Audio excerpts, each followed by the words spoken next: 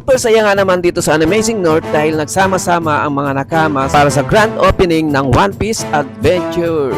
At hindi lang yan dahil super lupit din ng mga guest cosplayers na tulad lang naman nila Miss Aoi, Prince de Guzman, and Mercado, Charis, and Myrtle Sarosa. And wait, there's more dahil siguradong super mag-enjoy kayo dahil nandito lang naman ang Gear 5 Luffy at ang iba pang Straw Hat Crew Pirate. At meron din pala ditong super Instagrammable na mga bounties ng iba't ibang mga pirata. At hindi pa dyan magtatapos ang super dahil super mabubudol kayo sa mga iba't ibang klase ng merch ng One Piece tulad ng t-shirt, jackets, tote bags, pillows, keychains, at meron din sila ditong Lego na One Piece at marami pang iba.